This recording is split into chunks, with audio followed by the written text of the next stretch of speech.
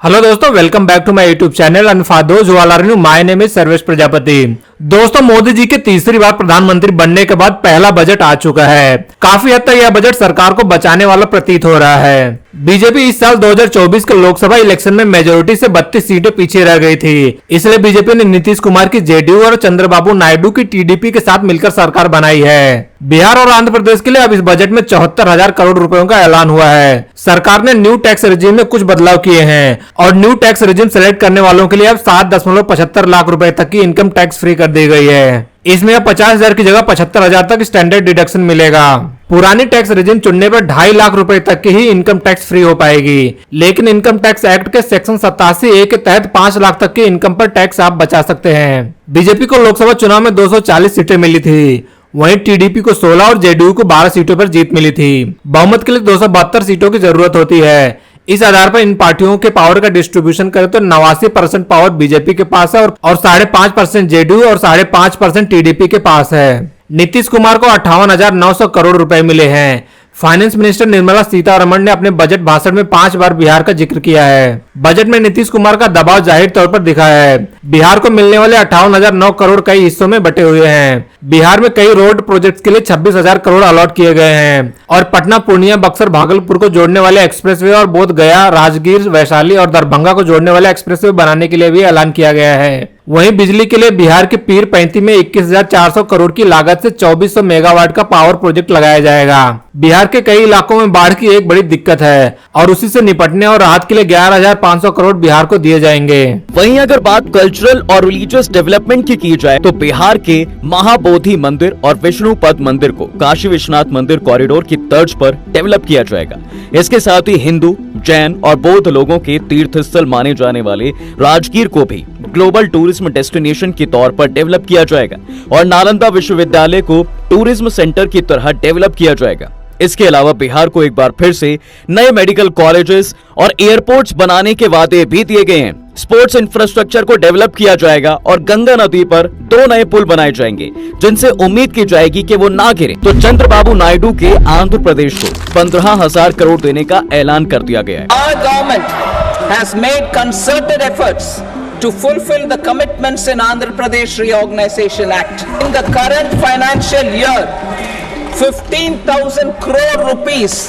और बिहार की ही तरह फाइनेंस मिनिस्टर निर्मला सीतारमण ने अपने बजट भाषण में 5 बार आंध्र प्रदेश का जिक्र किया। आंध्र प्रदेश रीऑर्गेनाइजेशन एक्ट के तहत जो भी दिक्कतें हैं उन्हें सुलझाने में तेजी लाई जाएगी। इसके तहत फंड पानी, बिजली, रेलवे, सड़क जैसे अहम इंफ्रास्ट्रक्चर के लिए जारी किया जाएगा। आंध्र प्रदेश की पोलावरम सिंचाई परियोजना को पूरा करने के लिए फाइनेंशियल हेल्प दी जाएगी। आंध्र प्रदेश के पिछड़े इलाकों के लिए भी एक्ट के तहत रकम मुहैया कराई जाएगी।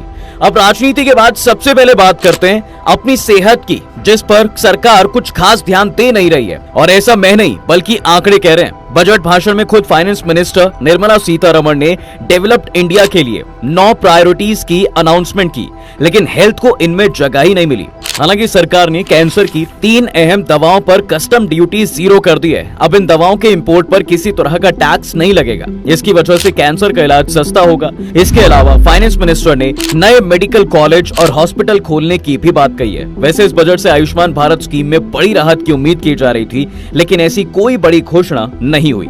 और सुनो, 2017 की नेशनल पॉलिसी में 2024-25 तक हेल्थ सेक्टर पर जीडीपी का 2.5% खर्च करने का टारगेट था। इसमें केंद्र और राज्य सरकार दोनों के खर्च शामिल थे। इस टारगेट को पूरा करने के लिए इस साल हेल्थ सेक्टर का कुल 8.2 लाख करोड़ रुपए खर्च किया जाना चाहिए था। इसमें राज्य सरकार को 60% और बाकी 40% केंद्र सरकार को खर्च करना था। इस हिसाब से केंद्र का हेल्थ बजट हर साल 3.3 लाख करोड़ रुपए होना चाहिए था, जबकि इस बजट में 91,000 करोड़ रुपए दिए गए, जो कि जरूरत का सिर्फ 27% है। अब इस पर आप क्या कहोगे? अब चलते हैं देश के किसान की तरफ। देखिए, किसानों को इस बजट में बहुत ज्यादा उम्मीदें थी और सरकार ने एग्रीकल्चर और उससे जुड़े सेक्टरों के लिए 1.52 लाख करोड़ रुपए दिए। अब अगर आप इसे पिछले साल वाले बजट के मुकाबले देखोगे तो पिछले साल 1.25 लाख करोड़ रुपए दिए गए थे। यानी इस बार किसानों के लिए बजट 21.6% यानी 25,000 करोड़ रुपए बढ़ाया गया है। लेकिन अभी भी किसानों की लगातार मांग के बाद भी मिनिमम सपोर्ट प्राइस यानी एमएसपी को लेकर बजट में कोई भी अनाउंसमेंट सरकार की तरफ से नहीं हुई। और तो और सरकार ने किसान सम्मान निधि की राशि भी नहीं बढ़ाई है। फिलहाल ये 6,000 रुपए ही रहेगी। लोगों को उम्मीद थी कि सरकार इस रकम को 2,000 रुपए से बढ़ाकर 8,000 कर देगी, लेकिन ऐसा कुछ भी नहीं हुआ। एग्रीकल्चर बजट से जुड़ी कुछ बड़ी चीजों की बात करें तो अगले 2 साल में देश भर में 1 करोड़ किसानों को सर्टिफिकेशन और ब्रांडिंग के जरिए नेचुरल फार्मिंग से जोड़ा जाएगा और इसकी शुरुआत कराई जाएगी। ग्राम पंचायत और साइंटिफिक इंस्टीट्यूशन के जरिए इसका इम्प्लीमेंटेशन किया जाएगा। 10,000 need based bio input centres भी स्टैब्लिश किए जाएंगे। इसके साथ ही किसानों की मदद के लिए 5 राज्यों में नए किसान क्रेडिट कार्ड जारी किए जाएंगे और नाबार्ड के जरिए किसानों को मदद दी जाएगी। किसान की पैदावार को मौसम के असर से बचाने पर काम किया जाएगा। सरकार ने बताया कि 32 फसलों की 109 नई किस्में लगाई जाएंगी जो मौसम के हिसाब की होंगी। तो चलिए अब किसान के बाद आते हैं आम इंसान पर। उसके लिए क्या सस्ता हुआ है और क्या महंगा। तो बजट में इस बार सरकार ने मोटे तौर पर 7 चीजों पर कस्टम ड्यूटी घटा दी है और 2 की ड्यूटी बढ़ा दी है। इससे करीब 7 प्रोडक्ट सस्ते और 2 प्रोडक्ट्स महंगे हो गए। सस्ते होने वाले प्रोडक्ट में मोबाइल फोन और सोना चांदी भी है। वहीं प्लास्टिक से जुड़े प्रोडक्ट्स महंगे हो सकते हैं। हालांकि ये प्रोडक्ट कितने सस्ते होंगे या महंगे ये तय नहीं है। सरकार ने 1 जुलाई 2017 को देश भर में जीएसटी लागू किया था, जिसके बाद से बजट में सिर्फ कस्टम ड्यूटी बढ़ाई घटाई जाती है। ड्यूटी के बढ़ने और घटने का इनडायरेक्ट असर चीजों की कीमतों पर पड़ता है। पहले बात करते हैं कि क्या सस्ता होगा और क्यों सस्ता होगा। फोन और चार्जर सस्ते होंगे क्योंकि मोबाइल फोन के पार्ट्स पर कस्टम ड्यूटी 20% से घटाकर 15% कर दी गई है। सोना चांदी और प्लेटिनम भी सस्ते होंगे क्योंकि सोने और चांदी पर इंपोर्ट ड्यूटी 15% से घटाकर 6% कर दी गई है, जबकि प्लैटिनम पर इंपोर्ट ड्यूटी को 15.4% घटाकर 6.4% कर दिया गया है। इसके साथ ही कैंसर की 3 दवाएं भी सस्ती होंगी क्योंकि कैंसर की दवाओं से ड्यूटी हटाई गई है। इलेक्ट्रॉनिक सामान और सोलर पैनल भी सस्ता हो जाएगा क्योंकि ऑक्सीजन फ्री कॉपर पर ड्यूटी घटाई गई है और सोलर पैनल की मैन्युफैक्चरिंग से जुड़े सामानों पर छूट दी जाएगी। आखिर में ये रेयर मिनरल्स और फिश फीड भी सस्ती हो जाएगी क्योंकि 25 क्रिटिकल मिनरल्स पर जहां ड्यूटी घटाई गई है तो फिश फीड की कस्टम ड्यूटी घटाकर 5% कर दी गई है। वहीं अगर महंगे होने वाले सामानों की बात करें तो टेलीकॉम के सामान महंगे हो जाएंगे क्योंकि बेसिक कस्टम ड्यूटी को 10% से बढ़ाकर 15% कर दिया गया और प्लास्टिक के सामानों पर भी कस्टम ड्यूटी बढ़ाई गई है तो वो भी महंगे हो जाएंगे।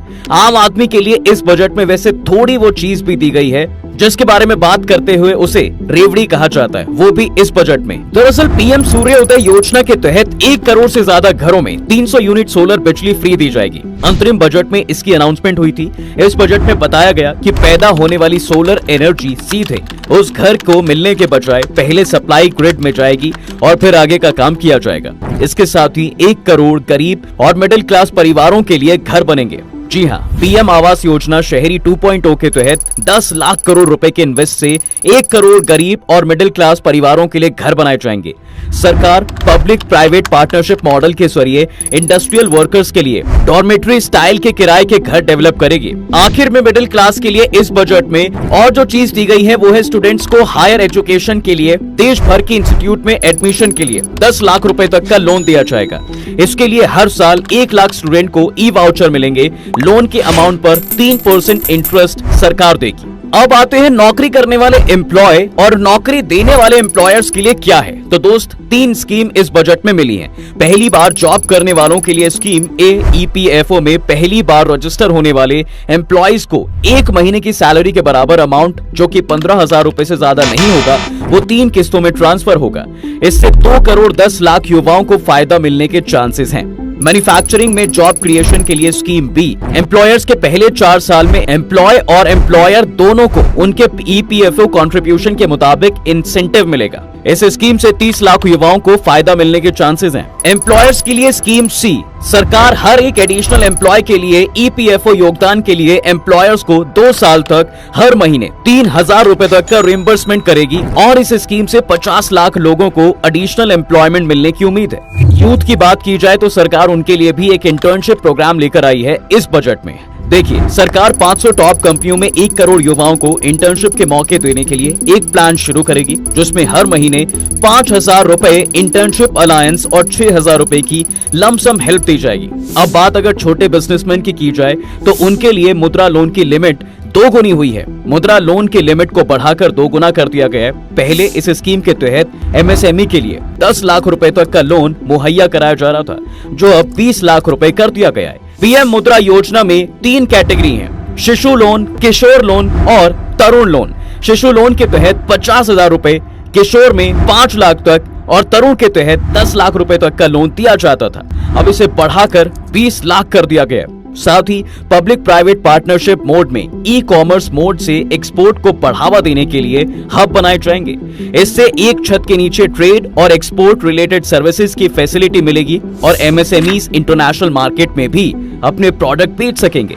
इस बजट में सरकार ने ई कॉमर्स ट्रेडर्स पर लगने वाले टैक्स को 1% से घटाकर 0.10% किया गया है। असल में ऑनलाइन सामान या सर्विसेज बेचने वाले किसी भी डीलर को ये टैक्स देना होता है। ऐसे में ऑनलाइन बिजनेस करने वालों के लिए फायदा है। इसके साथ ही सरकार ने एंजल टैक्स को खत्म कर दिया है, जिससे स्टार्टअप्स को राहत मिलेगी। असल में कोई प्राइवेट कंपनी अपने शेयर उनके फेयर वैल्यू से ज्यादा कीमत पर बेचती है। ऐसे में उस कंपनी को एंजल टैक्स पेमेंट करना पड़ता था। आमतौर पर एंजल स्टार्टअप्स कंपनियों पर लगता था जब उनमें कोई इन्वेस्टमेंट करता था, पर अब ये टैक्स नहीं लगेगा और इससे स्टार्टअप्स को टैक्स से राहत जरूर मिलेगी। अब आपको यहाँ तक सब कुछ सही लग रहा होगा, पर ट्रेडर्स के लिए यहाँ से अब थोड़ी टेंशन वाली बात शुरू होती है, क्योंकि सरकार ने फ्यूचर एंड ऑप्शन यानी F&O पर STT टैक्स बढ़ा दिया है। फ्यूचर पर सिक्योरिटी ट्रांजैक्शन टैक्स यानी STT 0.0125% से बढ़ाकर 0.02% हुआ है। ऑप्शन ट्रांजैक्शन पर 0.0625% से बढ़ाकर 0.1% लगाने का ऐलान किया गया है। माना जा रहा है कि F&O में छोटे इन्वेस्टर के बढ़ते इंटरेस्ट और घाटे की वजह से सरकार ने ऐसा किया है। सिर्फ इतना ही नहीं, सरकार ने इक्विटी इन्वेस्टमेंट में शॉर्ट टर्म कैपिटल गेन पर टैक्स रेट 15% से बढ़ाकर 20% कर दिया है। तो वहीं लॉन्ग टर्म कैपिटल गेन पर टैक्स दर 10% से बढ़ाकर 12.5% करने का ऐलान किया है और लॉन्ग टर्म कैपिटल गेन की छूट की लिमिट को 1 लाख से बढ़ाकर 1.25 लाख कर दिया है। पर सरकार के इस फैसले से मिडिल क्लास भी काफी खफा है। अब बात करते हैं देश की रक्षा के लिए कितना पैसा दिया गया है, माने डिफेंस को क्या मिला है। डिफेंस के लिए 4.54 लाख करोड़ रुपए का बजट अलोकेट किया गया है। ये फरवरी में अंतरिम बजट में मिले 6.21 लाख करोड़ रुपए से 1.67 लाख करोड़ रुपए कम है, माने सरकार ने पैसा काट लिया। 1.72 लाख करोड़ रुपए कैपिटल एक्विजिशन के लिए है। ये डिफेंस बजट का 28% है। वहीं 92,088 करोड़ रुपए आर्म्ड फोर्सेस के रेवेन्यू एक्सपेंडिचर के लिए है। ये लगातार तीसरे साल कैपिटल बजट है, यानी हथियारों की खरीद और सेना के मॉडर्नाइजेशन पर होने वाले खर्च में कटौती की गई है। डिफेंस बजट का 67.7% हिस्सा रेवेन्यू और पेंशन बजट को मिला है, जिसका ज्यादातर हिस्सा सैलरी पेंशन बांटने में खर्चा होता है। इस बार डिफेंस को कुल बजट का 12.9% हिस्सा मिला है। पिछले साल ये हिस्सा करीब 13% था। 14,717 शब्दों के भाषण में वित्त मंत्री निर्मला सीतारमण ने 2 बार डिफेंस का जिक्र किया, लेकिन अग्निवीर का नाम कहीं नहीं लिया। डिफेंस के बाद अब बात करते हैं महिलाओं की। महिलाओं और लड़कियों को फायदा पहुंचाने वाली स्कीम्स के लिए 3 लाख करोड़ से ज्यादा अलॉट किए गए हैं। सरकार वर्कफोर्स में महिलाओं की भागीदारी को बढ़ावा देने के लिए कामकाजी महिलाओं के लिए हॉस्टल भी बनाएगी। इसके अलावा ट्राइबल कम्युनिटीज की सोशल एंड इकोनॉमिक सिचुएशन में सुधार लाने के लिए प्रधानमंत्री जनजातीय उन्नत ग्राम अभियान शुरू किया जाएगा और इस स्कीम में 63,000 गाँवों को कवर किया जाएगा और 5 करोड़ आदिवासी लोगों को फायदा मिलेगा।